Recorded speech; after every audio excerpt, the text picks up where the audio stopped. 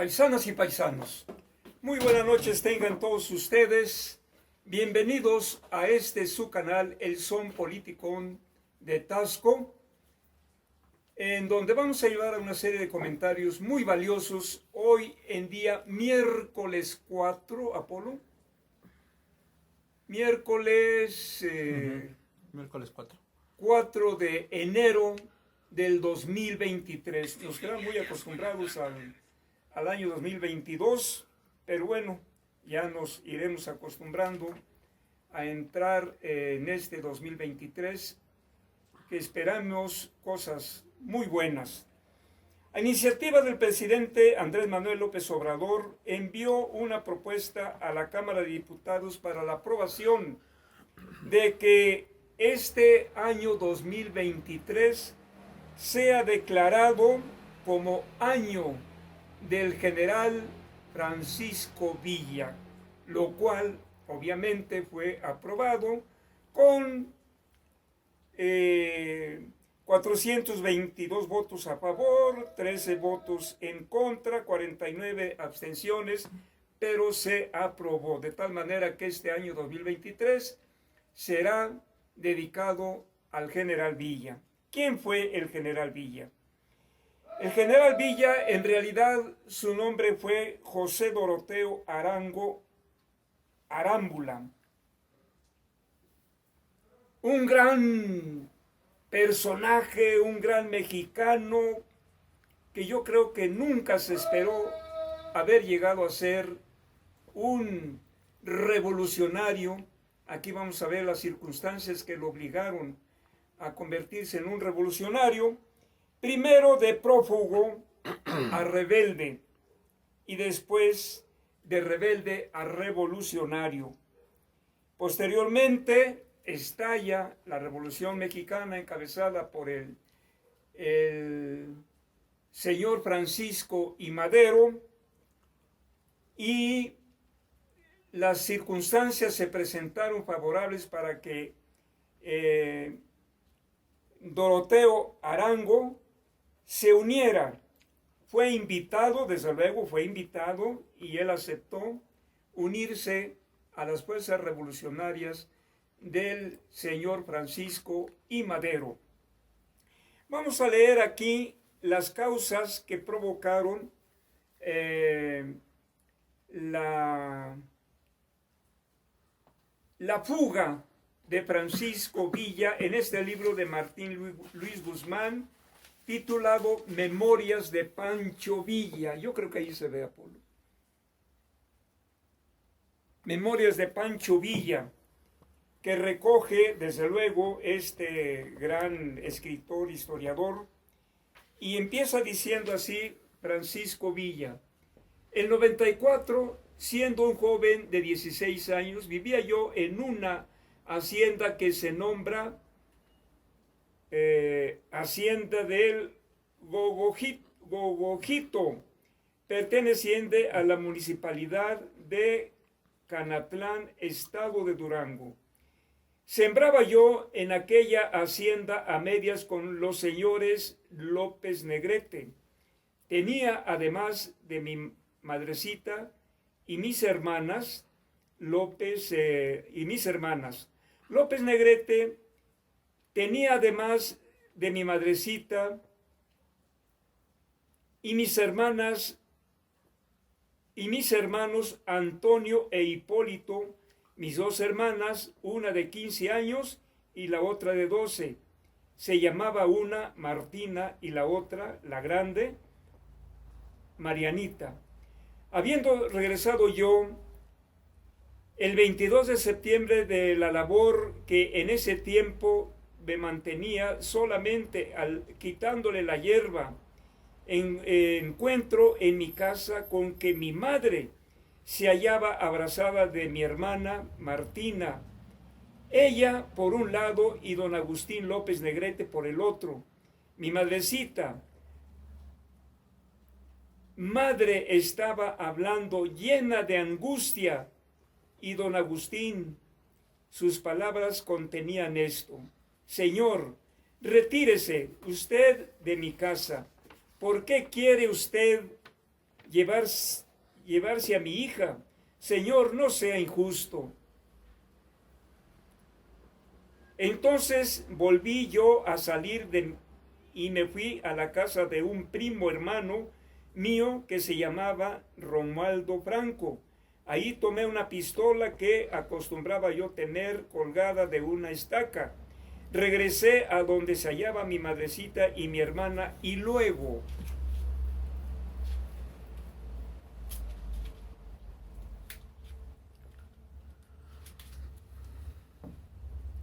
le puse balazos a don Agustín López Negrete, de los cuales le tocaron 3. Viéndose herido, aquel hombre empezó a llamar a gritos a los 5 mozos que venían con él, los cuales no solo acudieron corriendo, sino que se aprontaron con las carabinas en la mano. Pero don Agustín Negrete les dijo: no maten a ese muchacho, llévenme a mi casa. Entonces los cogieron de los 5 mozos, lo echaron en un elegante coche que estaba afuera y se lo llevaron para la hacienda de Santa Isabel de Berros, que dista a 1 legua de la hacienda de Gogojito. Cuando yo vi que don Agustín López Negrete iba muy mal herido y que a mí me había dejado libre en mi casa, cogí de nuevo mi caballo, me monté en él y sin pensar en otra cosa me dirigí a la sierra, aquella sierra que está enfrente de Gogojito, de nombre Sierra de la Silla. Así empieza el peregrinar de Francisco Villa, cuidándose siempre porque los policías de aquella época, los hacendados, como perros atrás de él, hasta lograr matarlo, iban a quedar tranquilos. ¿Cómo vivía Francisco Villa por allá? Aquí lo narra Martín Luis Guzmán. Pues agarraba vacas que andaban en el campo, las mataba, las descuartizaba y después esa carne la vendía. Y de ahí vivía este gran Pancho Villa. En este libro de Ettore Pierri, solamente voy a leer lo que dice en la portada, un brevísimo resumen donde Ettore Pierri escribe lo siguiente: Villa fue uno de los hombres más atacados y discutidos de su época. Fue acusado de ladrón, asesino, intrigante y traidor. Pero, desde luego, ¿por quién fue acusado así? Por los hacendados, por los funcionarios allegados al gran dictador Porfirio Díaz, la derecha, la ultraderecha, pues, de aquella época. Como los de la derecha hoy atacan al presidente, ni más ni menos, ni más ni menos. Entonces, las derechas siempre han ido en contra de la gente que muchos, como en el caso de Villa, se echó de malas por defender la honorabilidad de su madre y de sus hermanas.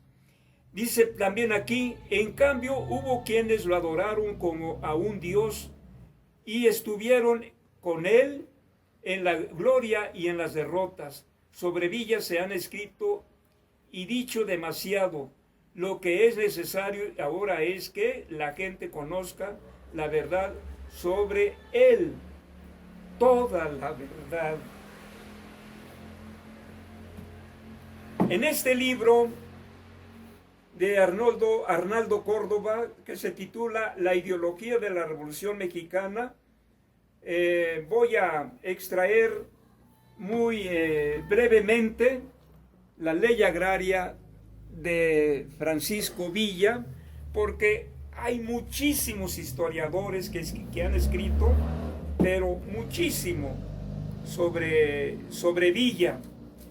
No solamente fue un guerrillero, no solamente fue un hombre de armas que mató ciertamente. También los de la derecha tenían sus matones, como aquel individuo apodado como el 14, como aquel sacerdote que lo apodaron como el Pancho Villa de la derecha. También ellos mataron a mucha gente en la guerra cristera, los de la derecha.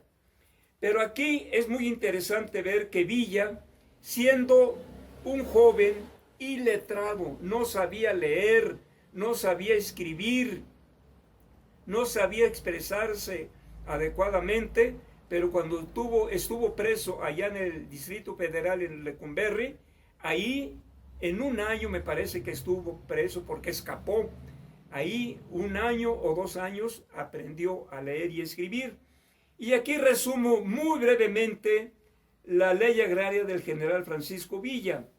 Dice así: Francisco Villa, general en jefe de operaciones del ejército convencionista, a los habitantes de la República hago saber que en virtud de las facultades extraordinarias contenidas en el decreto 2 de febrero del presente año, expedido en la ciudad de Aguascalientes, y de las cuales estoy investido, y considerando que siendo la tierra en nuestro país la fuente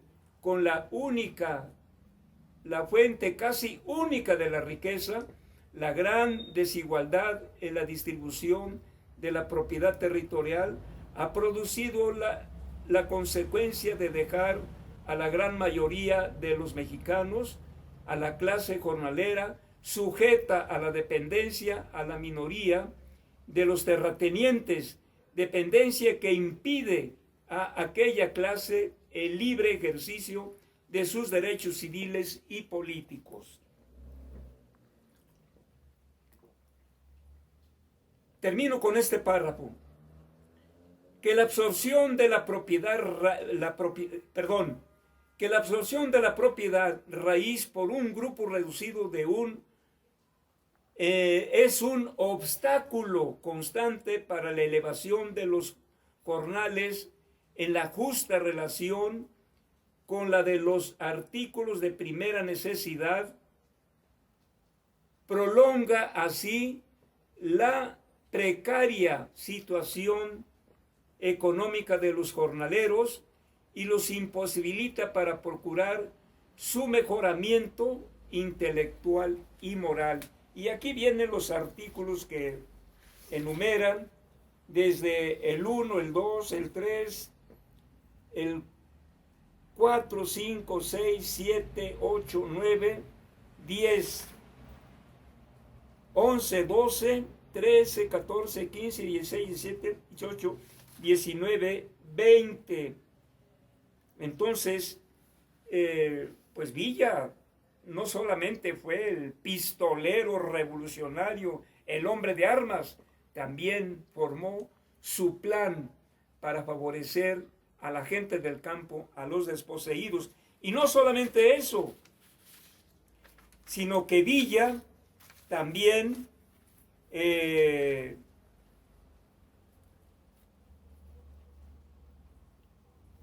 fue gobernador provisional de Chihuahua. Demostró, ese otro punto extraído de estos libros, demostró entre 1913 y 1914 que tenía don para la administración pública. Como gobernador provisional de Chihuahua, restableció el orden rápidamente, abarató artículos de primera necesidad y abrió el Instituto Científico y Literario. Condonó contribuciones atrasadas, emitió papel moneda, creó 50 escuelas, envió a sus hombres para ayudar en la cosecha y ordenó la reparación de ferrocarriles y líneas telegráficas, imponiendo el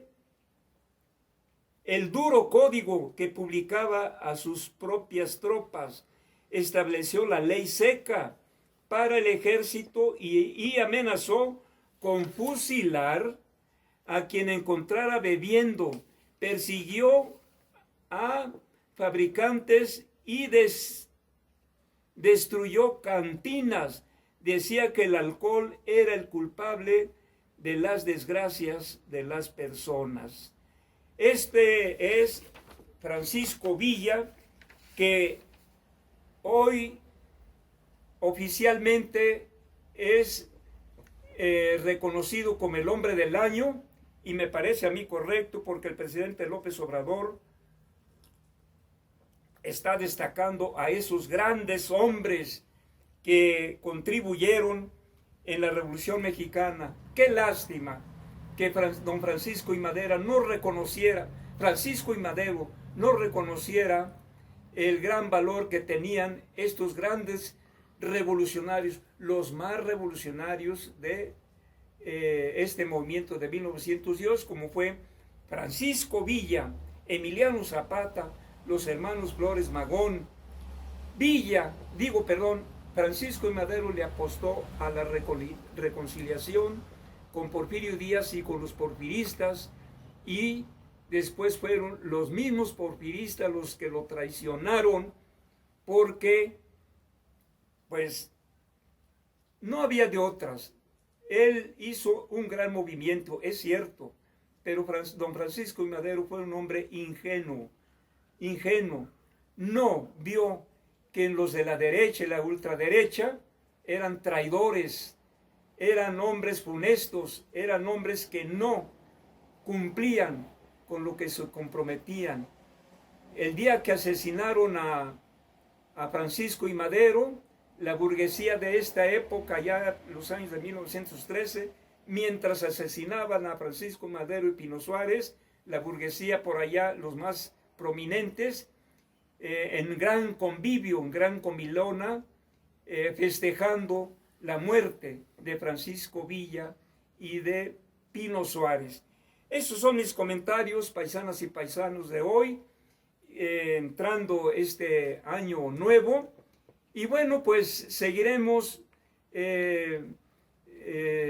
dando nuestros comentarios con diferentes temas. Ojalá que me vean, que me compartan y que manden saludos, pero además me manden sugerencias con la finalidad de que yo también mejore mis comentarios, porque yo no soy un profesional en este medio. Sin embargo, siento la necesidad de externar mis inquietudes, de externar lo poco que yo he aprendido en mi carrera profesional, en mi vida política universitaria y en mi vida política de partido de Morena. Paisanas y paisanos, muchas gracias, buenas noches, nos veremos próximamente.